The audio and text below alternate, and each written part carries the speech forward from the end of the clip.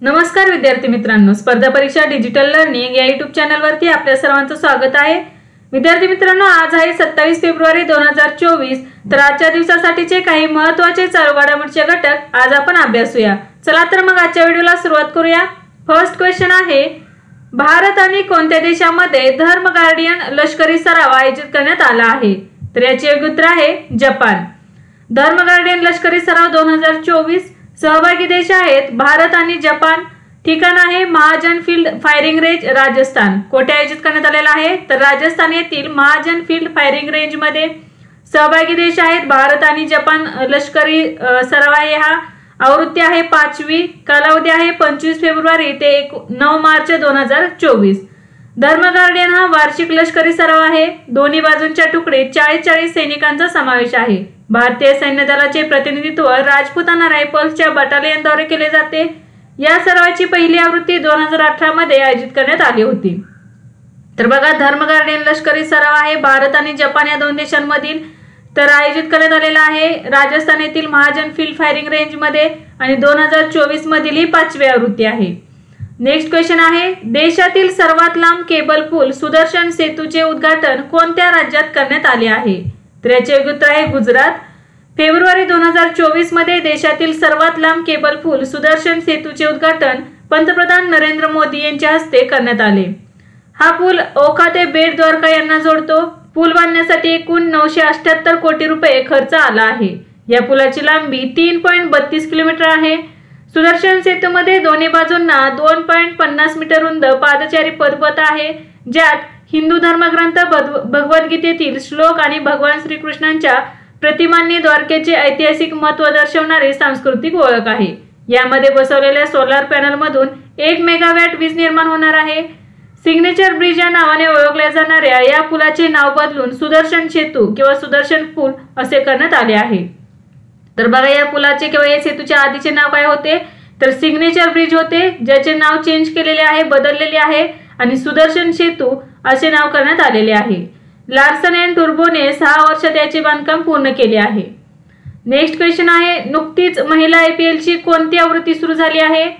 तर दुसरी आवृत्ती सुरू झालेली आहे। फेब्रुवारी 2024 मध्ये महिला IPL ची दुसरी आवृत्ती बंगळुरू येथून सुरू झाली। तर या दुसऱ्या आवृत्तीचा कालावधी आहे 23 फेब्रुवारी 2024 ते 17 मार्च 2024।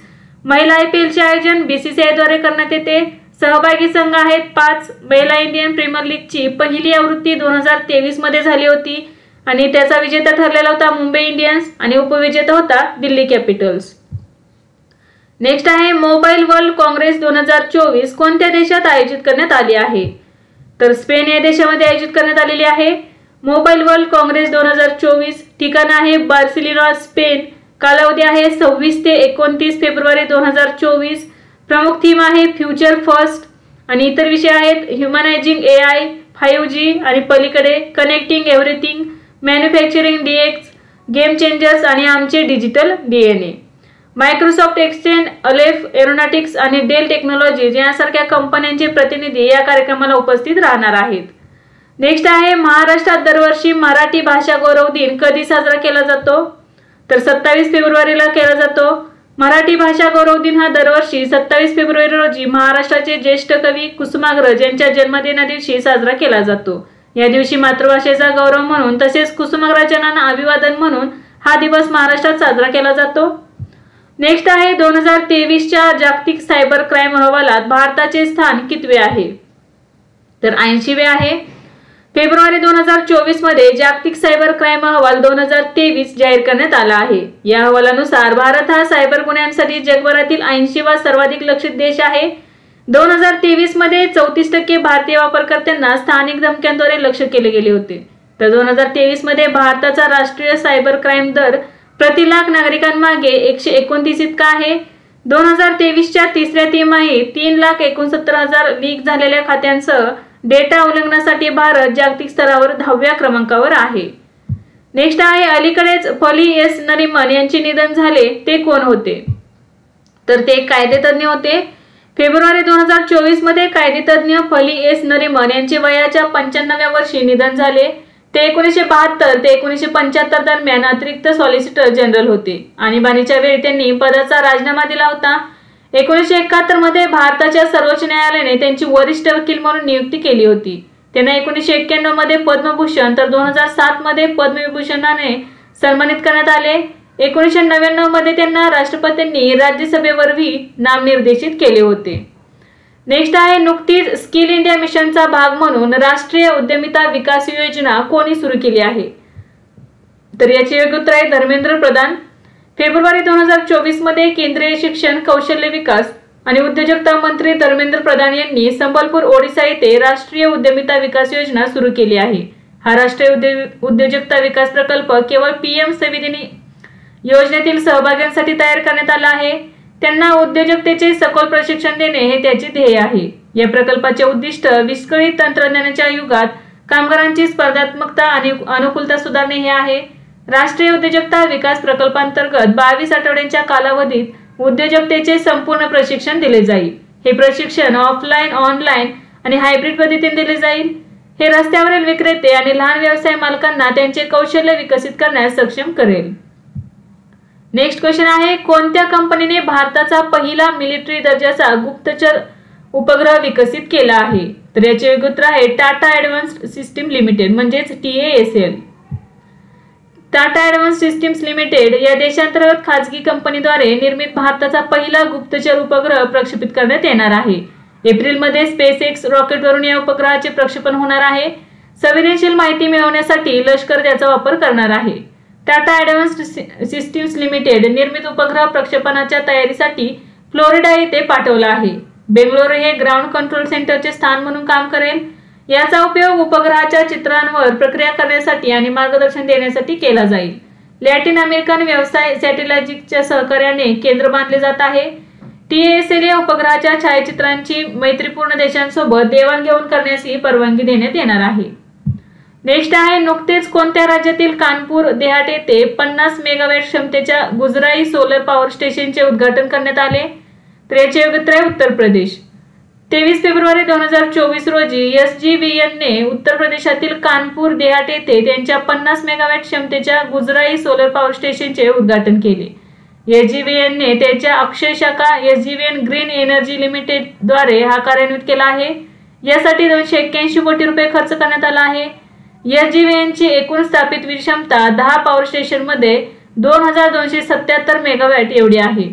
गुजराई स्टेशनने पहिल्या वर्षी 107 दशलक्ष युनिटची निर्मिती अपेक्षित आहे। तसेच 25 वर्षांमध्ये 2477 दशलक्ष युनिट्सच्या एकत्रित ऊर्जा निर्मितीसह सुमारे 32 कोटी रुपयांची वार्षिक कमाई होणार आहे। नेक्स्ट आहे, कामाच्या ठिकाणी हिंसाचार आणि छळवणूक समाप्त करण्यासाठी ILO अधिवेशन 2019 ला मान्यता देणारा पहिला आशियाई देश कोणता ठरला आहे? तर याचे योग्य उत्तर आहे फिलिपिन्स। फेब्रुवारी 2024 मध्ये आंतरराष्ट्रीय कामगार संघटनेने घोषित केल्यानुसार हिंसा आणि छळवणूक अधिवेशन 2019 ला मान्यता देणारा फिलिपिन्स हा पहिला आशियाई देश ठरला आहे। हे अधिवेशन कामाच्या ठिकाणी हिंसाचार आणि छळवणुकीला सर्वसमावेशकपणे संबोधित करते, जागतिक स्तरावर सुरक्षित आणि आदरयुक्त कामाचे वातावरण सुनिश्चित करण्याच्या दिशेने एक महत्त्वपूर्ण पाऊल म्हणून चिन्हांकित करते। आतापर्यंत 37 देशांनी या अधिवेशनाला मान्यता दिली आहे। नेक्स्ट आहे, पूर व्यवस्थापन आणि सीमा क्षेत्र कार्यक्रम कधीपर्यंत सुरू राहणार आहे? तर याचे योग्य उत्तर आहे 2026 पर्यंत। केंद्रीय मंत्रिमंडळाने 2021 ते 2026 साठी पूर व्यवस्थापन आणि सीमा क्षेत्र कार्यक्रमला मंजुरी दिली आहे। म्हणजेच हा कार्यक्रम कधी सुरू झालेला आहे? तर 2021 मध्ये सुरू झालेला आहे आणि 2026 पर्यंत तो चालू राहणार आहे। जलसंपदा, नदी विकास आणि गंगा पुनर्जीवन विभागाच्या FPMBAP सुरू ठेवण्याच्या प्रस्तावाला केंद्रीय मंत्रिमंडळाने मंजुरी दिली आहे। यासाठी एकूण खर्च 4100 कोटी रुपये खर्च येणार आहे। पूर व्यवस्थापन कार्यक्रम घटक आणि नदी व्यवस्थापन आणि सीमा क्षेत्रीय घटक हे योजनेचे 2 भाग आहेत। RMBA घटक अंतर्गत काम हे 100% केंद्रीय सहाय्याने पूर्ण केले जाईल। पूर व्यवस्थापनाची प्राथमिक जबाबदारी राज्य सरकारांची असणार आहे। नेक्स्ट आहे, राष्ट्रवादी काँग्रेस पक्ष शरदचंद्र पवार गटाला निवडणूक आयोगाने कोणते चिन्ह पक्षचिन्ह म्हणून दिले आहे? तर याचे योग्य उत्तर आहे तुतारी वाजवणारा माणूस। राष्ट्रवादी काँग्रेस हे पक्षनाव व घड्याळ हे पक्षचिन्ह अजित पवार गटाला देण्याचा निकाल निवडणूक आयोगाने दिला होता। त्यानंतर शरदचंद्र पवार गटाला राष्ट्रवादी काँग्रेस पक्ष शरदचंद्र पवार हे पक्षनाव देण्यात आले, तर तुतारी वाजवणारा माणूस हे पक्षचिन्ह देण्यात आले आहे।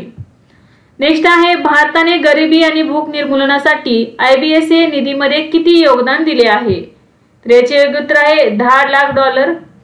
फेब्रुवारी 2024 मध्ये भारत, ब्राझील आणि दक्षिण आफ्रिका यांनी स्थापन केलेल्या गरिबी आणि भूक निर्मूलन निधीसाठी भारताने $10 लाख योगदान देण्याची घोषणा केली आहे। IBSA म्हणजे काय? तर I for India, B for Brazil आणि SA म्हणजे दक्षिण आफ्रिका। IBSA देश विकासशील देशांमधील मागणी चालित परिवर्तनीय प्रकल्पांना भागीदारी आणि समर्थनाच्या भावनेने निधीमध्ये प्रत्येकी $1 दशलक्ष योगदान देतात। $1 दशलक्ष म्हणजे किती? तर $10 लाख। IBSA चा गरिबी आणि भूक निर्मूलन निधी 2004 मध्ये स्थापन झाला आणि 2006 मध्ये कार्यान्वित झाला।